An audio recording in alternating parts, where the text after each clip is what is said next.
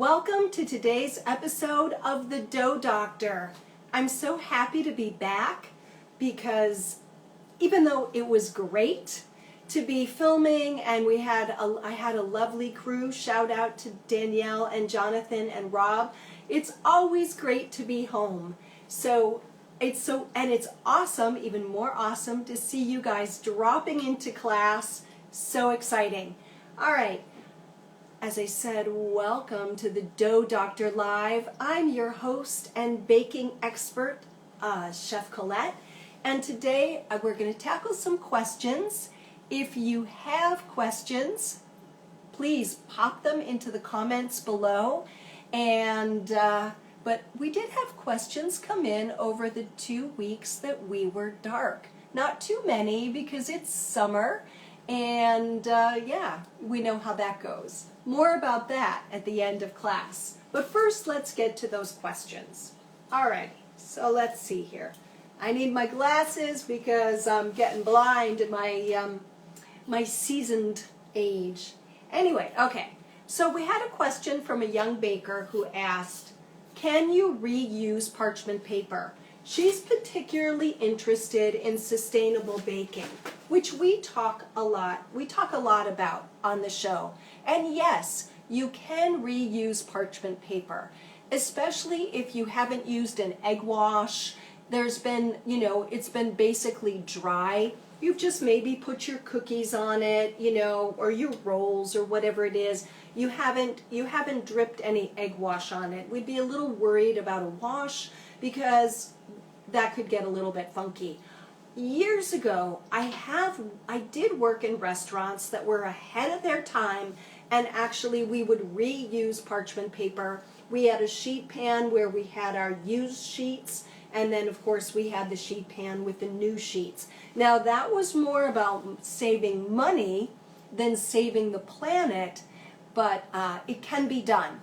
And of course, you're going to use your baker's intuition, which just gets sharper every week. And I hope that's one of the reasons you watch the show, because the more you learn, the better you bake. And then you can trust your gut. So, yeah, if a piece of parchment paper looks like it's past its time, it is. You know it. But as many uses as you could get out of it, go for it. And if you've ever crumpled parchment paper, on accident, not on purpose, and you're wondering how to get those creases out, or maybe you've got a box of it and it gets wrinkled, you can iron it. Or you want a cornet, for piping nice and crisp, you can iron parchment paper on a low setting. It's not dissimilar, except for the silicone coating, to the paper they use to make sewing patterns. Now you know. Alrighty. Next is how to substitute. Alright, let me stop. I need a segue. So, those recipes where you have sour cream in them, like sour cream coffee cake or sour cream blueberry muffins, those kinds of recipes. But maybe you are the sort of person who just doesn't buy sour cream on a regular basis. And that's totally fine. It is rich and yummy and absolutely fabulous in a baked potato and great for baking. It's a great performer as an ingredient. But sometimes it's just not convenient to buy, or you want to avoid the fat. And that's totally understandable. So that's the segue, the wind-up to our next question. We had a baker write in and say, how can I substitute yogurt or buttermilk for sour cream? Or will regular milk do? So we have we have three things here. Substituting either yogurt, buttermilk, or regular milk for sour cream. And then another part of the question was, if I use a thinner ingredient than sour cream, do I have to somehow thicken it? Let's take that one first. No. The measurements are 1-for-1 for sour cream, yogurt, and buttermilk. So you would just use the same amount of those ingredients. If you use regular milk or almond milk or plant-based milk in your recipe, maybe you're taking it vegan, you want to clabber that milk because the yogurt and buttermilk and the sour cream are acidified. So what do I mean by clabber? So for every 8 ounces or 227 grams of milk, you would, plant-based or otherwise, you would want to add 2 to 3 teaspoons of lemon juice or apple cider vinegar, and you stir that up, then you let it sit for 5 minutes before you use it. So that's how you would substitute yogurt, buttermilk, or regular milk that's been acidified for sour cream. Now let's break it down. So how does that affect the recipe? What it affects is the crumb structure might be a little less tender because that's one thing that sour cream does in a muffin or a cake or a cupcake recipe. It is a great tenderizer. The acid in the sour cream and the richness of the sour cream, well, the acid goes to work on the gluten structure, breaking it down, and then that lovely fat just insulates all the other fat that's in the recipe, and that's where that tenderness comes from. But but with that tenderness also comes fat, and if we're trying to be a little bit more cholesterol and health-minded, that could be a problem. And it's more caloric, which goes right to, you know it, right there. So that's what would be affected. Would your product still be good? Yes. As a matter of fact, it will be just fine. And lastly, what you would notice is the product made not with sour cream, but one of the other ingredients might stale a little bit faster.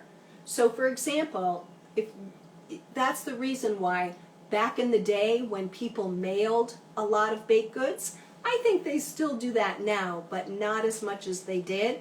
If you were sending a pound cake cross country, you made sure, even if you didn't know why, you knew that it did better if it stayed fresher longer if it had sour cream in it. So, nailed that question. All right, what's next here? Let's see. Then here's a good one. We talk about ovens quite a bit. You know, when you guys get a new oven, you often let me know and we discuss like how the workarounds of a new oven. A new oven is a wonderful thing, but we do have to adjust from our old oven to our new oven. So one of our bakers wrote in and she said she moved and she went from an electric oven to a gas oven. And did she have to make any adjustments in the temperature between electric and gas? And the answer is no. The temperature settings are the same. Where we do need to make adjustments is when we go from convection to conventional.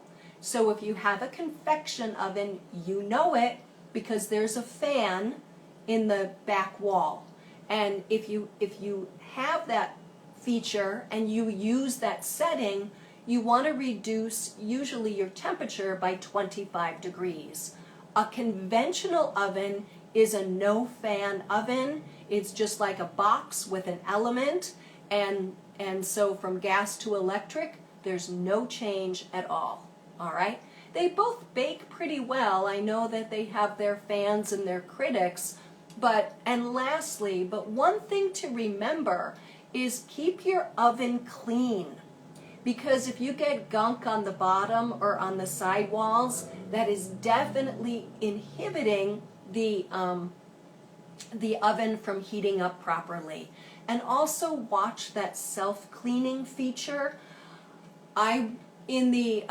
Between 2010 and 2020, I went through 2 ovens, and I learned a lot in that process of going from one oven to another and having expert installers come in and install ovens.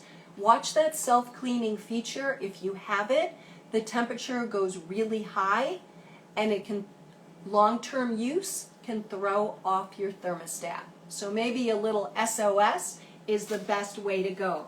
Just wipe it out often and you won't have to worry about it.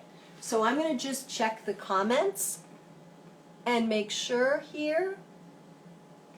No questions, no burning baking questions.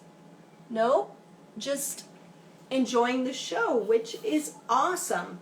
All right, so now demo. And for today's demo, we're going to go back a couple weeks when our baker Tatiana asked if I had a stable cream cheese icing, right? So when we think of cream cheese icing, we think of carrot cake, red velvet cake, hummingbird cake if you're in the southern part of the United States. Those three cakes are often paired with cream cheese icing. Not that we can't use it for any other cake, but that's normally what we think of. Cream cheese icing is typically a combination of cream cheese and butter. And the problem is, butter begins to really seriously soften at 80 degrees. So we know if we are making a cake for a celebration and the venue is even semi outside and not in a super air-conditioned setting, that things begin to warm up. And then plus, if you get a group of people, and that's usually what a party is, and we're getting back into parties these days, thank goodness, and if they're dancing and moving around, that room is heating up. And something like a cream cheese buttercream, or even a regular buttercream, can literally shear off the side of the cake. So Tatiana makes beautiful cakes, and I know she wants to avoid any of those disasters. So while I was filming and on location and traveling, I really began to do, when I had free time, I began to do a deep dive and think hard about how to create a buttercream that would be more stable. There was a little bit out there on the internet, so I poked around, and then when I was back, I got to work. We're taking out the butter. No butter, because cream cheese is pretty heavily stabilized. Now it is temperature sensitive, so your cream cheese frosting and your iced cake really shouldn't sit out for longer than 4 hours. But hopefully it'll just get all eaten up, and leftovers definitely need to go into the refrigerator. But we're taking the butter out, and we're making sure that we soften our cream cheese for 1 hour before we mix. Now what we're going to add is some gelatin. And I hope I say this right, Noe Min, she's also asking about icings in the islands. And I think you'll find this really helpful. So we're going to add a little gelatin. And I was kind of freaked out because sometimes people don't like using gelatin, but if we're making cream cheese icing, we're already using animal products, cheese, and maybe it's okay. So the first thing we're going to do is bloom our gelatin. And bakers, here's something to put in your knowledge caps. When you are blooming or hydrating gelatin, and I'm talking about powdered gelatin, this is Knox, not the fancy leaf gelatin that pastry chefs like to use. You could use that, but for regular supermarket gelatin, it needs to be hydrated in 5 times its weight of cold liquid. So if your recipe says 7 grams of gelatin, you need to hydrate it in 35 grams of cold water, or whatever the liquid is. It'll hydrate in any liquid, even the thicker ones, but it just needs to be cold and 5 times the weight. So I have that here, and I'm going to sprinkle in the gelatin that I have weighed out. And it's really important to make sure the gelatin is mixed in with the water. So we're just going to stir this. Okay. And then we're going to let it sit for about 5 minutes while we do other things. And we are going to have a little mixer noise this show, so I apologize for that in advance, but it won't be too bad. I'm going to try for it not to be too bad. All right, so the first thing we're going to do, oh, and you need to have a paddle attachment, and you need to have a whisk attachment, because we're going to switch them halfway through, and you'll see why in a second. And I'm actually borrowing a technique from the way I make tiramisu, and I'll explain in a second, or the tiramisu filling. All right. So the first thing we're going to do is we're going to take our softened cream cheese, and this was out for an hour. You can have it out for 2 hours. When I worked in Vermont, the kitchen was so cold that we could leave it out overnight. The kitchen was basically an extension of the walk-in, but in anywhere else, you can't do that. So just a couple hours at best. Because remember, cream cheese is temperature sensitive, and we don't want to time temperature abuse anything. All right, so now we're starting with the paddle. I always feel like Miss Beverly in Romper Room when I have one of these. Anyway, I digress. All right, now we're going to just break it up and smooth it out. That's all we're doing. And depending on the temperature of your cream cheese, this may take a minute or 2 minutes. And how do you know it stops? It doesn't cling as much to the paddle. You can also turn it up. Oh, by the way, this is a half recipe, and the recipe will be posted on the website and on Instagram on Monday. All right, so we're going to scrape down.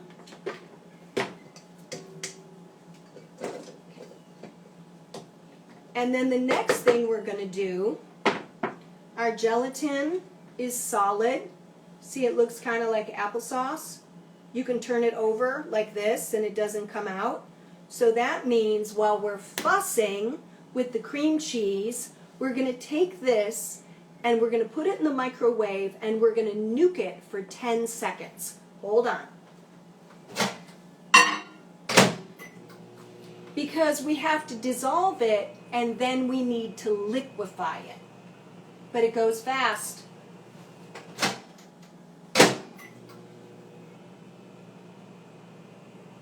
Almost.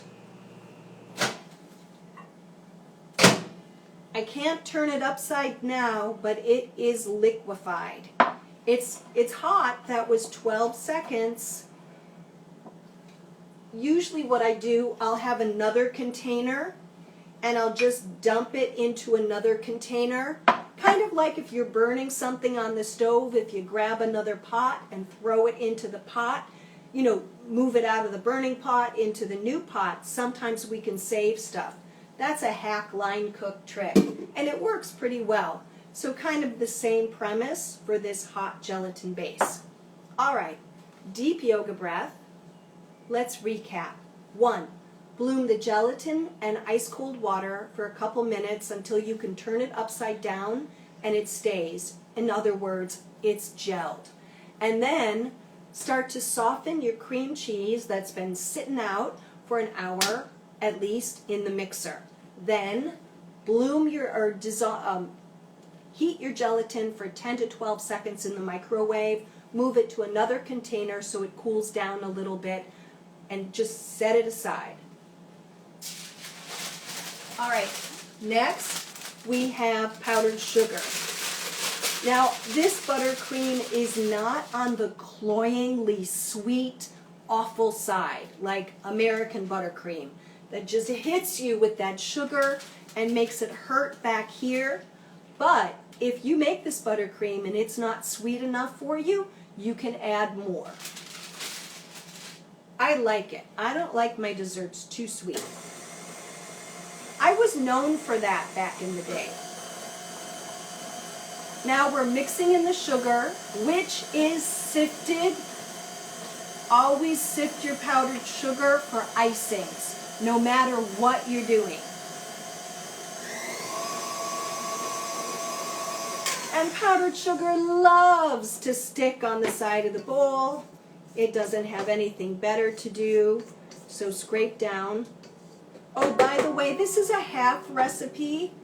The full recipe is good size. Oh, and a little vanilla extract, otherwise known as Vex, because that's a sexy name for vanilla extract. Vex. Could you hand me the Vex? Anyway, I'm silly today. I think I'm just really happy to be home. All right. It's good to go. It's better to be back. Now look at this. You bakers, you're going to be like, whoa. So check this out. So with softened buttercream and sifted powdered sugar, this looks great, right? Nice and smooth and beautiful. So here's the deal. You want to use this practice with your buttercream if you're making a traditional cream cheese icing as well. The difference is with a traditional cream cheese, we'd have butter in there. So you would soften the butter. Now, we're going to do a technique called tempering, which you're like, wait a minute, we're not making creme brulee or pastry cream. No, we're not. But we're not just going to pour this gelatin into our cream cheese icing. That would be a hot mess.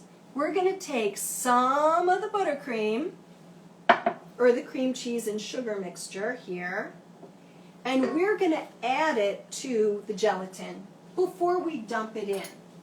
This is a really good thing to do for this particular recipe. It makes the texture of the gelatin similar to the texture of the cream cheese and sugar and Vex. I just love that. Vex. Noisy, huh? Pretty noisy in here. You mix that till it's smooth, and then,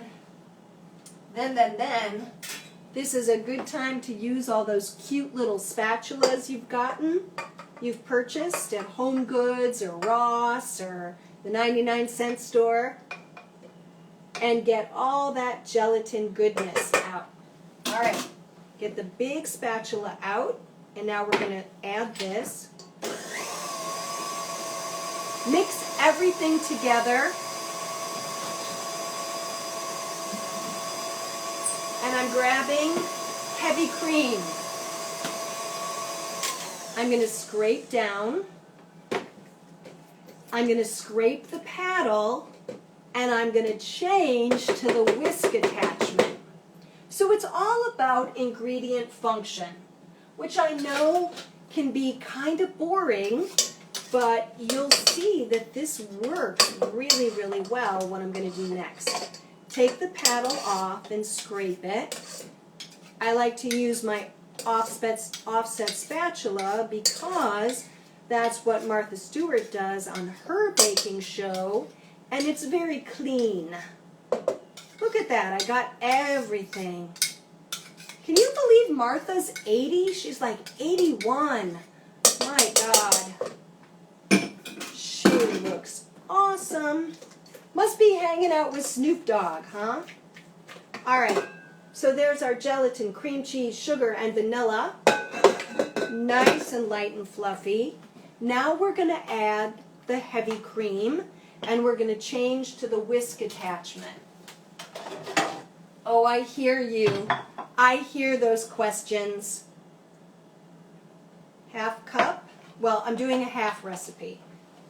I hear those questions. Now, when you see a lot of these recipes, they'll say, whip the heavy cream to soft peaks or medium peaks and put it in the fridge and then add it to the base. But that's a slippery slope. Let's let the mixer do the work, and let's let all these fat molecules bind together and work efficiently. Okay, so you dump this in.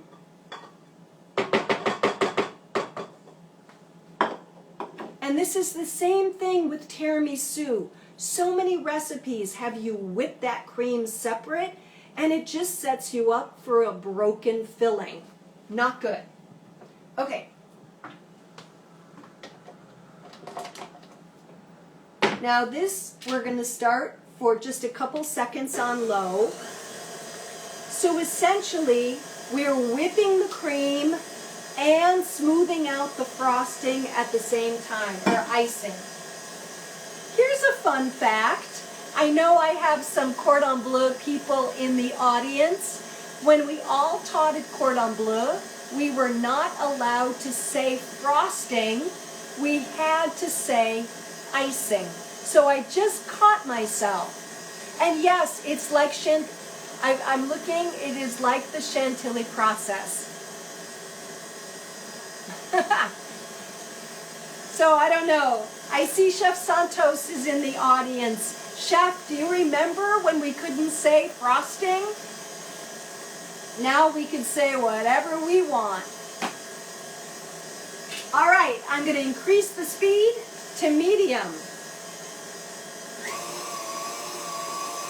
Now the one thing you don't want to do is over mix this. We don't want to go so far that we begin to break the cream, because that can happen. Yep, Chef Santos remembers. I don't know why they had I guess frosting wasn't elegant enough.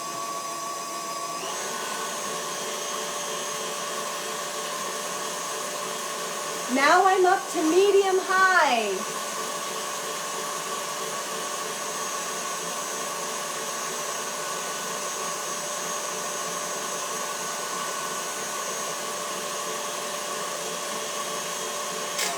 And when you see, let me show you what I'm seeing. So look at this. We can see the tracks of the whisk, and it's still, though, it's kind of soft, but it's there. That's how it looks right now. But remember, it has gelatin in it. So I'm not looking for this whipped cream that we added to turn into whipped cream. I've married it to the cream cheese base. So what's going to happen is it like all comes together super, it's just beautiful.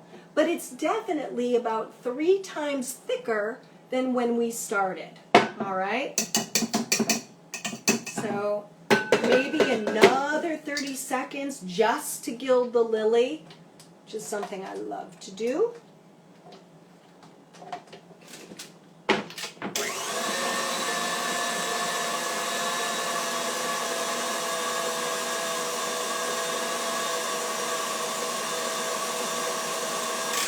We're going to stop there, and let me show you one more time. Really pretty.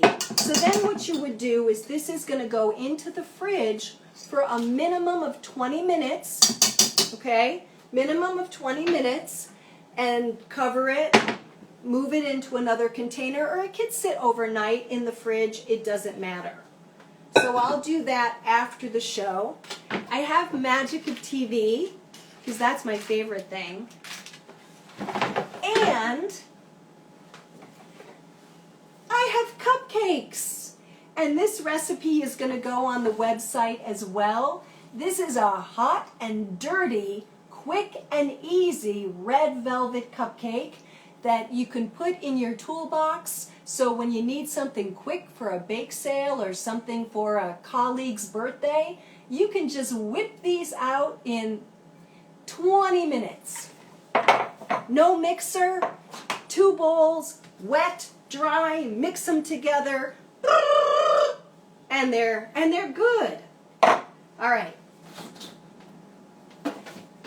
Now here is the cream cheese icing that I made earlier. And what you want to do is you're going to take your spatula and you're going to soften it. And you guys, it's pretty gorgeous. Look at that. That's not too bad. And this one I'm going to confess, true confessions, I went a little bit too far. The one we made together was perfect. But still, it's fine. I mean, it's just me. I'm just crazy and hypercritical. Like, I'm always looking for, well, you know me. You know, I have a little perfectionist issue here. But let's just pull 3 of these quick and easy red velvet cupcakes. Let me know in the comments, you want me to include this recipe on the website? Yes? I know you're going to say yes. And because I'm feeling like a star tip, I've got a medium star tip in my pastry bag.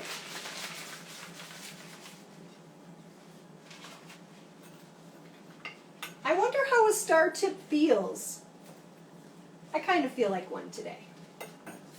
Anyway, this was a success. I hope if Tatiana isn't in the audience, I hope she watches on the archive because this was very inspiring. I was so inspired to nail this. Okay, so now we're going to let's see how it pipes.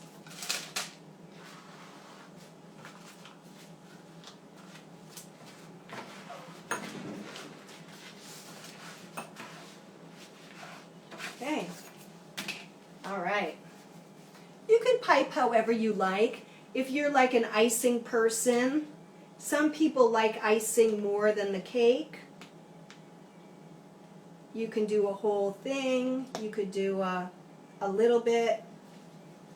You can start from the outside and go to the inside. You can do whatever you want.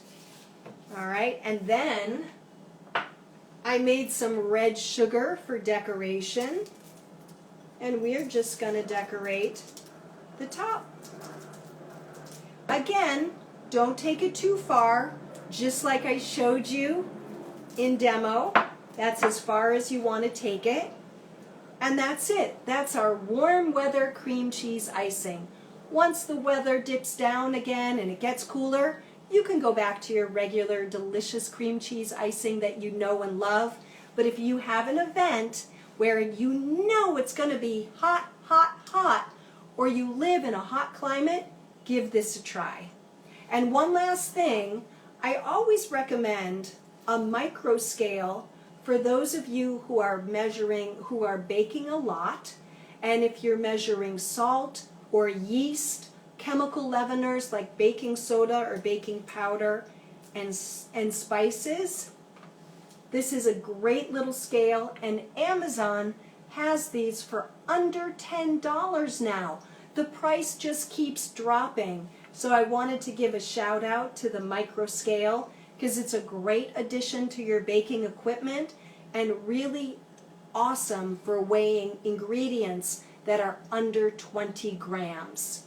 Because our regular scales are fine for our big quantities, but the teeny tiny ones, they tend to weigh heavy. All right, everyone. Now next week is Labor Day, and we will not be meeting because I want you to blow out your summer. I want you to absolutely blow it out. I want you to barbecue and make gorgeous salads and go to the beach and just have a wonderful last weekend of summer. And then when we come back after Labor Day, we are going to commit to our fall baking. We're going to go hard on our fall baking, and we're going to do some great projects. And one of our bakers, whose handle is Living a Life of Irony or something like that, she asked for cheesecakes. She said she's been looking for the best cheesecake recipe, and did I have one? Because she wanted to save herself the testing and the calories, and I do. So that'll be it's going to be like a master recipe, so you can customize it for the holidays. And then, the very last thing, if you're a cheesecake making fan, and you're like, ooh, I can't wait for that episode, I'm going to do that, your homework until we meet again after Labor Day is to dig out your food processor and dust it off, because that's one of the best ways to mix a cheesecake. Maybe you use your food processor all the time, but if you don't, find it and dig it out. All right, everyone. Thank you so much for joining me here on the DoughDr. We will not be in session next week because you're going to have a wonderful end of summer weekend. And I hope I do too. But we will be meeting, I think it's the 11th, but I'm not sure. But the Saturday after Labor Day, we will be live at noon Pacific. Noon Pacific. Take care. Enjoy your baking. Bye.